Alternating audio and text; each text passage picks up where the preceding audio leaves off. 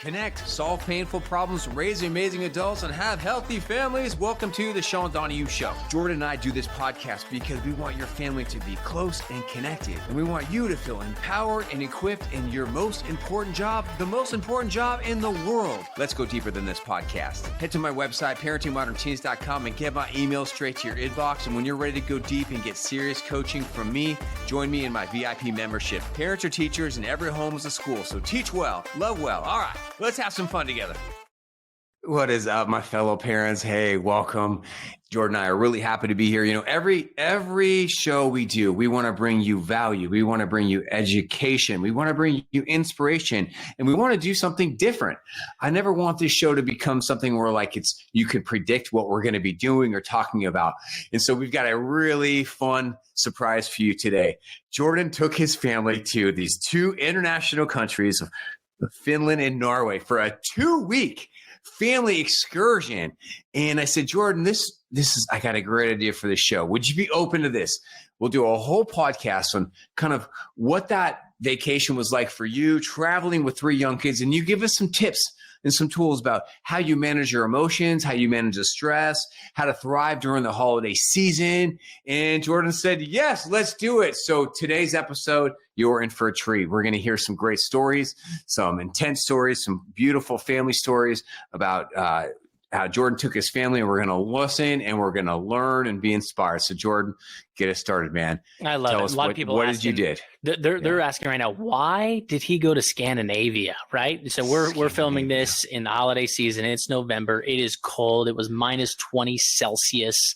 Right. I don't even know what that means. We're like I don't know negative Celsius. 4 Fahrenheit to like a high of 8 Fahrenheit in the day. It was frigid. But what is in northern Scandinavia? Yeah, the North Pole.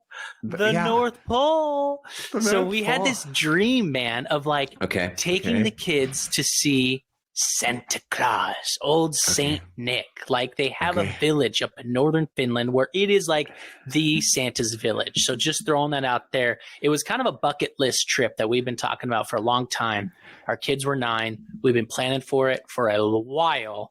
And it's so your oldest kids are 9. I'm going to Google it on my phone right now because this is the second time you told me about this off air too. There's an actual town or community, which Santa's village.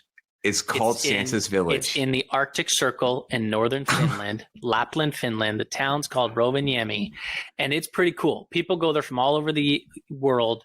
They've got the elves. They've got the reindeer, the sleds. They've got cool rides for the kids. It's basically like little snowmobiles. I mean, there's so many things you could do there. They've got this cave of just wonders. You're just like, you've got these gymnasts doing shows, and it was a lot of fun. So I wanted to just paint that picture first, because like a lot of people are like, why are you going to trek halfway around the world?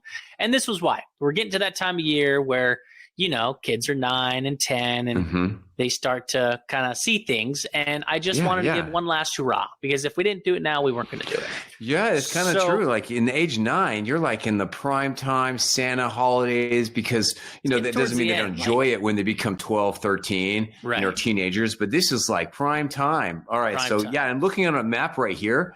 So where you are in Santa Claus Village, it's like northern inner Finland. Correct. And if you look at the topography just on this map, you're actually in higher elevation than the country of Iceland. And if you go east, it looks like you are it's like you'd be in northern Alaska and even in northern Russia, where you'd be like longitude, latitude. You are way up there. So northern latitude, we were above the Arctic Circle, which was pretty cool. So I just wanted to make sure everybody knew like why I was there, and the most important thing is how long we've been planning this, because it wasn't like a spring of the moment. Hey, it's summertime, let's go to the beach. It's like we didn't go anywhere last year to save and to plan for this, so we knew it was going to be a long, expensive trip.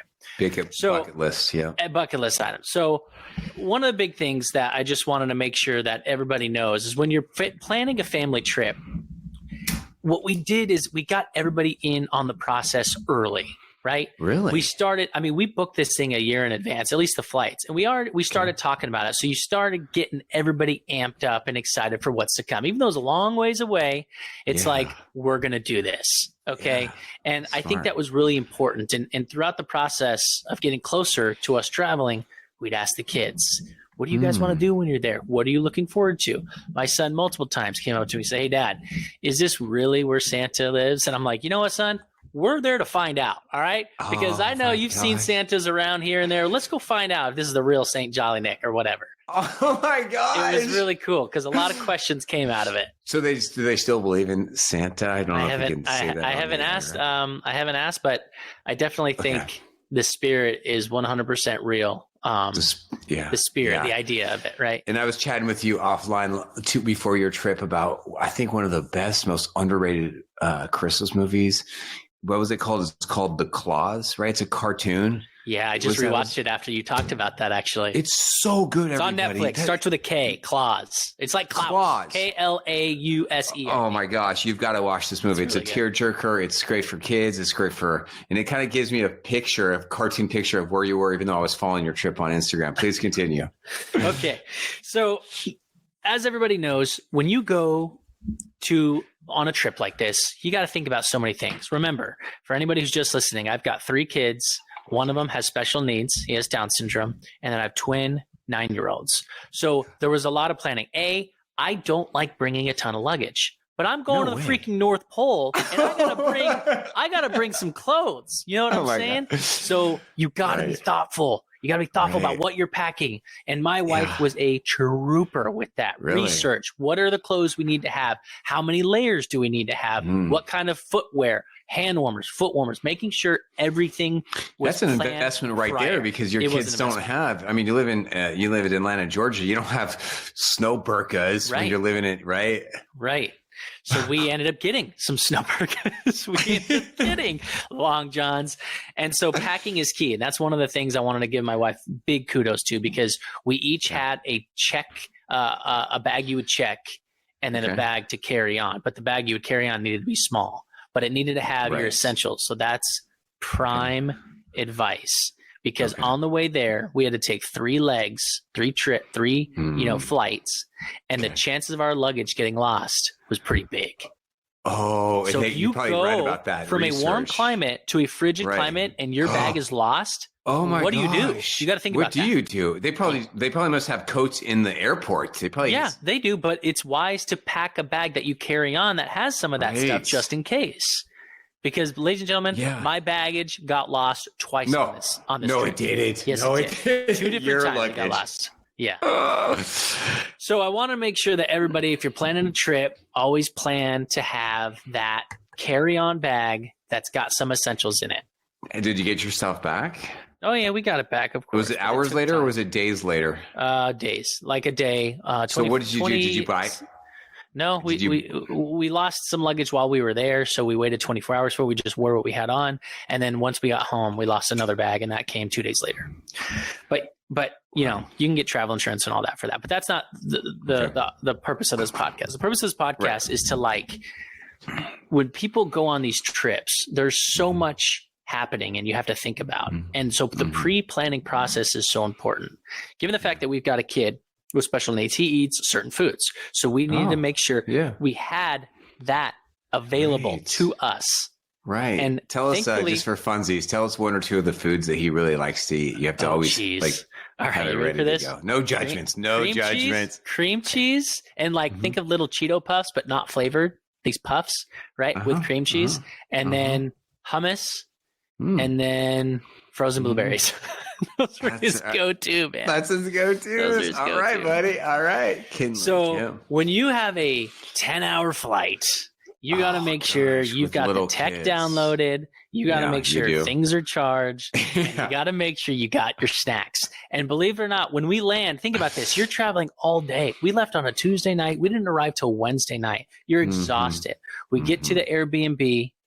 And we didn't want to go grocery shopping. So because we pre-planned and put some mac and cheese in the bag, we were ready to just cook dinner and go to sleep. Oh, very smart. So you got to make sure you're thinking about that. Okay? That's good. Because when you arrive somewhere, you're exhausted. You don't want to find a grocery store. Sometimes you get there too late and there's no restaurants open. Right. Or the kids are going to have a meltdown because they don't want to eat the international food, or they don't want Burger King or Taco Bell, or they're not open. Oh my gosh, this is like a great way to save your mind. Please, okay, tell us. Okay, tell us so what as happens. we continue, so just want to make sure just the process of getting there, everybody kind of knows what to think about. And that food is 100% clutch. And that happened to us so many times. Clutch. It was clutch. How many minutes away from the Santa Claus Village did you guys land?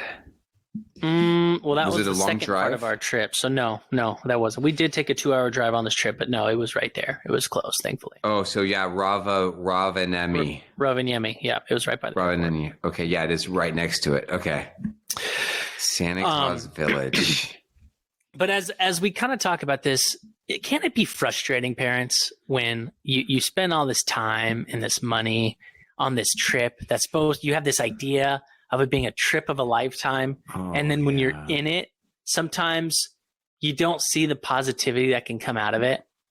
How many times have you been in that situation where We've all been you're there. so excited about this, and then you get there and you just get frustrated? I know. Isn't that tough? Either the kids are meltdown because they're young, or they're fighting, or your kids are on screens, or maybe you have a big blow up with your spouse. Oh, bro, dude, I'm gonna start tearing up right now. I've been there too many times, Too man. many times. Too many times. So what I had to do was I had to be present. Sean, you talked to us a lot about being present, and there's so many times on this trip where I have my to-do list. I've got a whole thing planned. Today we're waking up, we're doing this. Tonight we're going to do this. Tomorrow we're going to do this. But the reality is I had to be present in every moment, because you get thrown curveballs and you got to just enjoy that time with each other. Because what I realized at the end of this trip is those memories we had together are going to be with us forever. And maybe we didn't get to go see that one museum, but that wasn't the point of the trip. The point of the trip was to be together and explore and have fun. If you can't get to everything, that's okay. And so one of the things that I have on my list of traveling with kids, a must do, it's stop and smell the roses. But what I wrote down is stop and play in the playground. Oh, yeah. It's good, dude. Everywhere we went that had a playground, we stopped to play. We literally would pull over on the side of the road. Literal. You're being literal. I'm literally saying stop and play. You stopped and play. Just stop and play. We were freezing. It was probably 3 degrees Fahrenheit. We're bundled up. We're kind of walking out from Santa's Village, and I see this rope swing. And the kids are like, rope swing. I'm like, let's play. And we just stopped right there, and we got on, and we started playing. Can we just sit on this before we move on? Because I'm really moved by what you're saying. I'm really moved by it. Because if you think about it, I was like, I got to go. We have dinner. But I'm like, you know what? No, we can do dinner later. Let's have fun. Let's laugh. You're in Finland. Let's laugh. Let's go on. Literally, let's play. I think being present, there's 2 things. They go together. It's hard to be present in every moment. It is. On a vacation and at home. But we can do that. Can we do that? I think we can. Can we be present in every moment? You have to be mindful about it. You have to think about it. We had 6 hours of daylight. Okay. The sun came up. 6 hours. You started to see light at 9:30 in the morning. It started getting dark at 2:30 in the afternoon. Okay. Oh yeah. Our bodies were all jacked up on the time change. Try to wake the kids up. They're tired. I'm like, we got to get out the door. We got to live it up. Anything today. We got 6 hours. Sometimes we wouldn't get out the door till noon. And I'd be so frustrated in that moment. We have to be there at 10. We have a drive. But I was like, you know what? It's fine. It's no big deal. Yes. And we still had a great afternoon, even though it was dark. Even though it was so dark, you're right. Now that I look at the pictures on Instagram, it does seem like you were out at nighttime a lot. All the time. Oh my God. No one ever talks about Santa's Village being dark all the time. This time of year, man, you're in the Arctic Circle. Soon they'll have no daylight at all. So that was one thing I wanted to make sure I point out, because we as parents, we plan things. We have a snorkeling tour if we're going to the Bahamas, or we're going to Florida and to swim at the beach. And then your kid has a blowout and you have to stay at home, or they get sick, or something happens. You just have to remember the purpose, because you don't want to turn into a grump.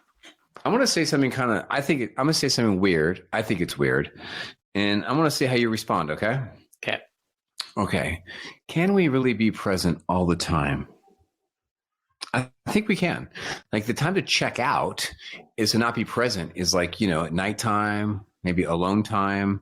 So I guess that's not all the time, right? I mean, yeah, there's like when we were with our kids, we want to be present. When we're with our family, our spouses, we want to be present because there's just a gazillion temptations to not be present. How am I doing so far? You with me? No, is this weird or am I on? No, because I'm always one to forward think. I'm like, what are we going to do tonight? What's the plan for tomorrow? What's the plan for the next day? What time do we have to go to bed? So I'm always looking ahead and not enjoying the moment.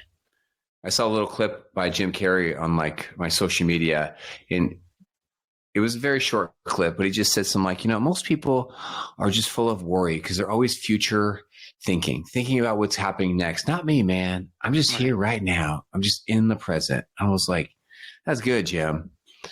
Yeah. And it's wise to have all of it. It's good to reflect and look back and appreciate what you have. It's good to look forward and plan so that you're not stuck, caught with your pants down, so to speak. You need to make sure you're planning things ahead, right? If we didn't plan to bring all those snacks or the food, we would have been really grumpy with each other. Yeah. And then it's good to just sit and be and enjoy the moment, Okay, let me agree and let me fully agree with you, but let me say another weird thing, okay? Okay.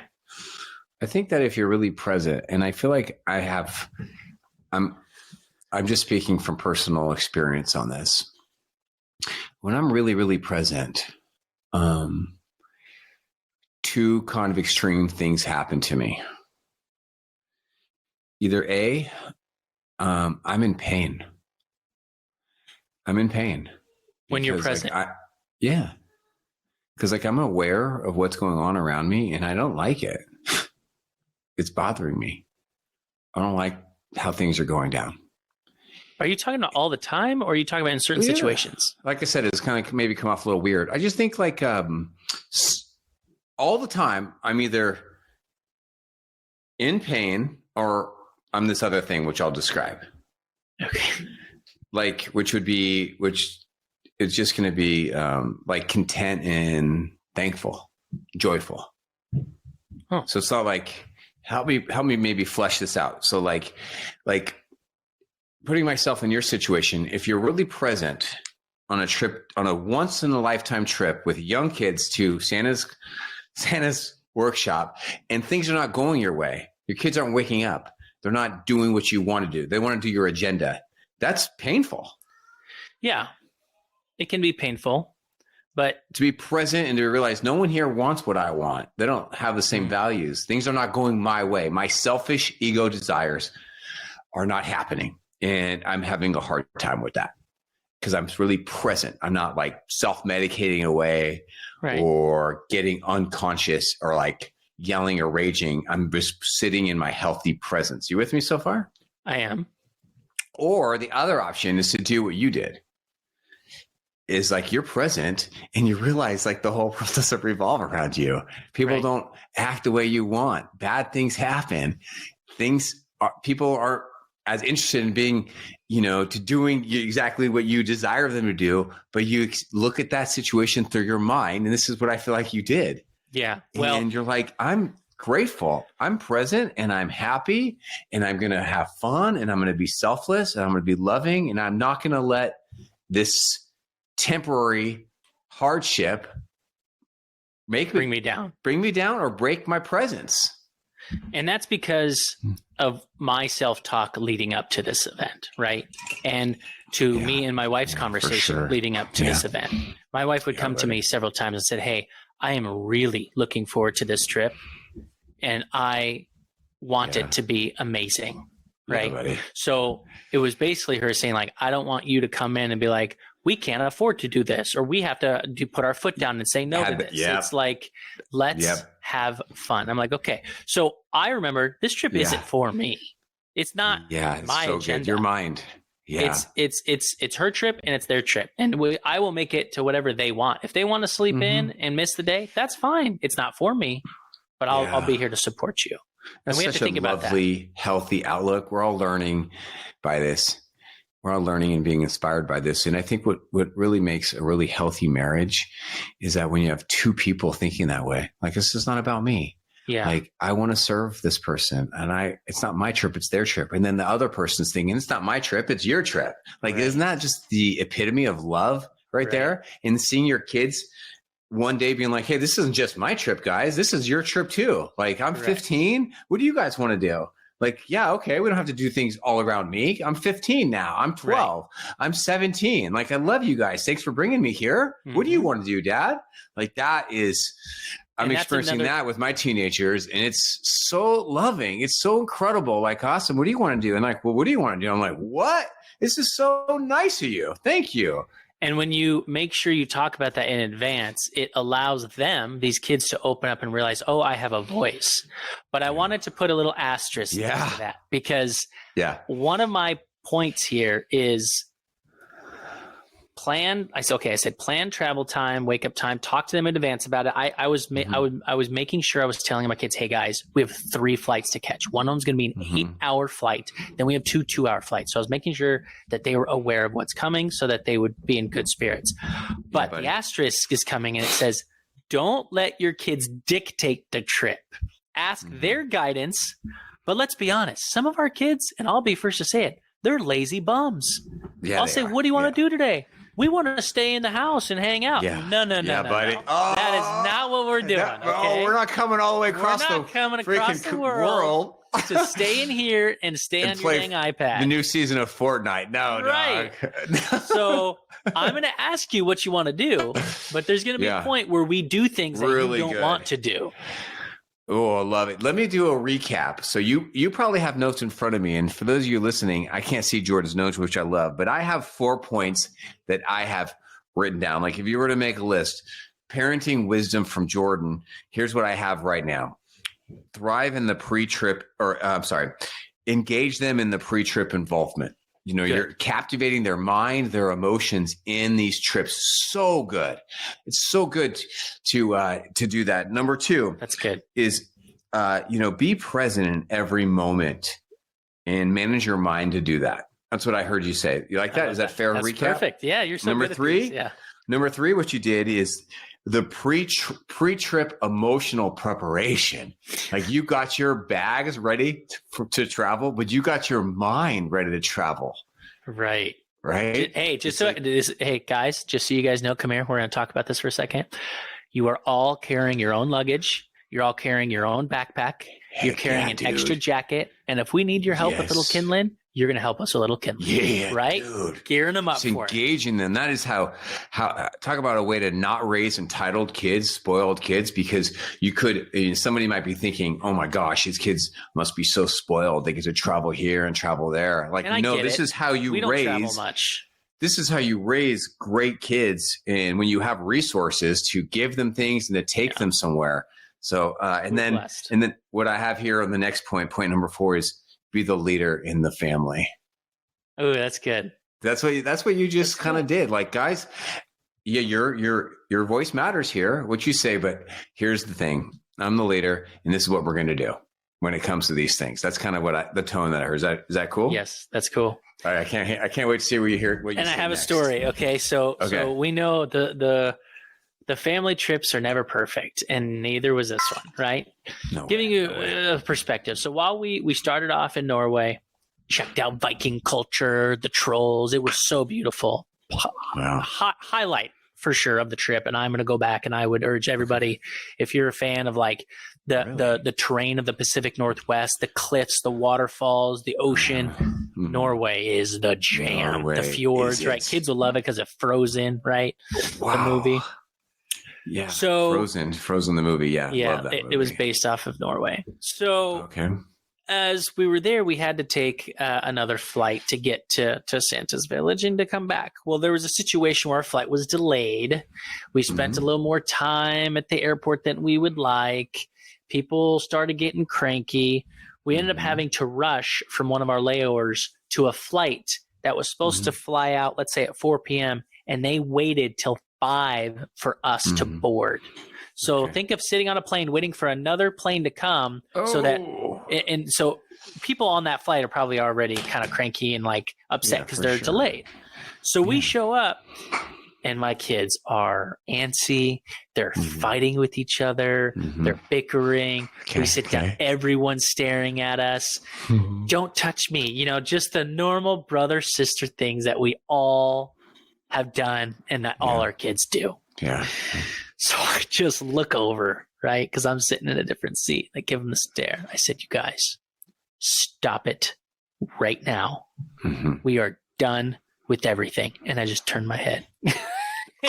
Basically, they asked for snacks, no comment. They asked for tech, no comment. They asked to do this, no comment, and a quick nope. Well, when can we have this? Tomorrow. And I was just very firm on buddy, them losing all their privileges. The lion came out. The lion came out a little bit, but I couldn't be the true lion because I was being judged by other public. So I was the clean lion. Right. You got to keep your composure and be a normal person on an airplane so someone doesn't put a camera and film you. Right. End up on TV. So I had to bust out the whip a little bit, you know, virtually or, you know, not audibly, really. Not virtually, audibly. Yeah.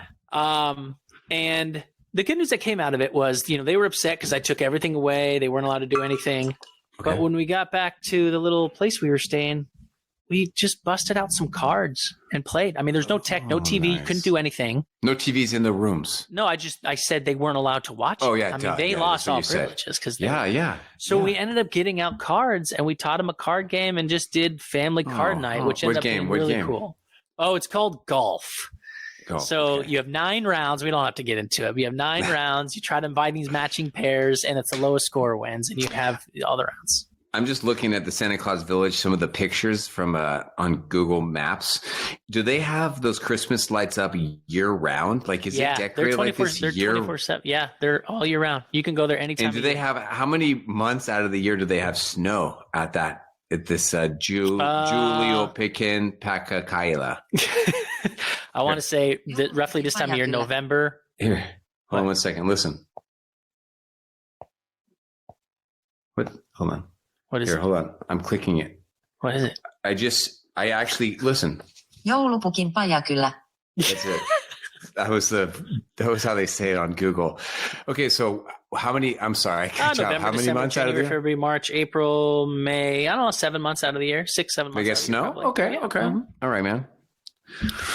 But the point of that story that I wanted everybody to listen to or to hear is, if you have to have a consequence, ultimately try to make the end goal of just more family time together, right? Or like quiet time or time that's going to bring a positive memory rather than a negative memory. You know, I really love what you said, because it really was an effective consequence and it got their attention. And then here they are, they're back, and you have this wonderful family golf card game. And love it, man. And I would say overall, the big $1 million question that many people probably ask themselves, you asked me before we started, is would you go back? Would you do another big family trip? And I think the answer that all of us would say is, family trips are fun. You would. And they can be dramatic, but I mean, I think like with these steps, these tips that you wrote down that we kind of talked about, it ultimately will help keep things cool and collected. How are you and your wife? Were you guys thriving as team members, teamwork? Because you've got your type A, I want to go here, I want to go there. And she's like, no, I don't want to do with that. Did you guys work together to have a good mix? So you got to do the activities you wanted, and she got the go with the flow nature. That sounds like she maybe wanted. There was even, points on the trip where we'd look at each other and be like, man, you're so easy to travel with. Like, I like traveling with you. It's fun. There's been like a cool balance. Nice. Yeah. I'm having a guilty flashback where one of the last times I took my family down south to Disneyland, I had this awesome plan, man, on my phone. We're going to go here. We're going to go there. We're going to fast track here, fast track there. And then all my dreams are shattered because the whole family, including my wife, saying, no, we're not doing that. I was like, what? Yeah, we are. Trust me. No. And I was like, okay, this is what it means to be in a family, right? It's not about you. You got to roll with the punches and work as a team. And because this trip, if you're going to Disneyland, who's this trip for? Are you a Disneyland fan? Is your wife a Disneyland fan? Okay. Right. Yeah. Good. Right. Good point. So yeah, you did this trip. Well, it's primarily for the kids, the 9-year-old Santa Claus Village. And it just looks like such epic terrain. Like even on a map, I didn't even know that Norway actually reaches to the top of Finland. Yeah. Right. Norway, they just I guess they dominated the coastal region back in the old days through a war or some type of battle. That whole terrain just looks Viking culture. It's pretty cool. Right. So what were the people last couple minutes before we end our episode then? What were the people like? Were there any, did you have a chance to meet with any of the locals? Nicest people in the world. I'd say there was a moment where we were in Norway and someone said, "Where are you from?" And I said, United States. And they said, "What part?" And I said, "Georgia." And he goes, "Oh, you'll get along with us just fine. Your culture and our culture are very similar." Very open, like Southern charm. Southern charm. They're very friendly and open and kind and helpful. They have a kid first thought process. So like in the airport, you've got playgrounds all over the place for kids to play. You've got, just things for kids all over the city. It's very, very family friendly. Very cool. Incredible, man. Well, thanks for taking these tips. So to recap some of the things that you said here, and I don't know, you want to do your list or you want me to do my list? No, I like your list. You're more professional. That's thriving in the engaging the kids in the pre-trip involvement, emotionally and schedule wise. Number 2 is just really be present in every moment and set your mind to presence. Number 3 is pre-trip emotional preparation. Just get yourself ready. This is going to be a tough time. It's really interesting because oftentimes what we do is we just can't wait to go on a vacation. Oh, I can't wait to go to relax. I can't wait to go relax. And then we don't relax and we get upset. Instead, you did the opposite. You're like, look, I'm going on this adventure and I got kids. It's not about me and I'm going to be selfless and loving. That is, if we went into our vacations with that mindset, like vacations would be so much more loving and memorable. And the last thing you shared, which I translate into, remember, you are the leader of this clan. So if your family is struggling, well, the first person to look at and start with is you. You are the leader, and lead with love, lead with mindfulness, lead with presence, lead with good intentions. And so thanks, man, for sharing this. I love that. Thanks for making the list, man. What's your attitude of gratitude? My attitude of gratitude is just this time of year, it's so fun. We're shooting this now when it's, the holidays and it's time to think about others. And I know it also can bring up some memories and some family drama, but I think these tips will work for you as well in that same thought process. So just enjoy the holiday season. 2023 is almost gone. And let's make 2024 even better. I'm really thankful for presence because there was a part in this episode, I think I kind of even made it clear that I was just so moved by your words. And I just settled down on my chair and I just was so thankful for my life and for my family and my friends and for the holiday season, for Christmas, for my faith, and just this is how I want to live my life. I don't want to get caught up in the this or the that, or I don't have this, or I want this, or I wish this person would change. And when you have presence, my heart is just filled with gratitude for what I do have. Right. And so thank you. Thank you so much for joining us today. You are a good parent. Oh my gosh, family life and parenting is so hard. I hope today gave you some tools and some inspiration. And if you're enjoying this podcast, then please do me a favor. Leave us a positive review on your podcast provider. And if you're hearing this and you're struggling as a parent, your family is struggling, or you need parenting tools for that one challenging, struggling kid, well, I will see you in a live Zoom call inside my VIP membership, and I will give you the specific tools you need to solve every problem you have and to stay strong, be close, and teach wisdom.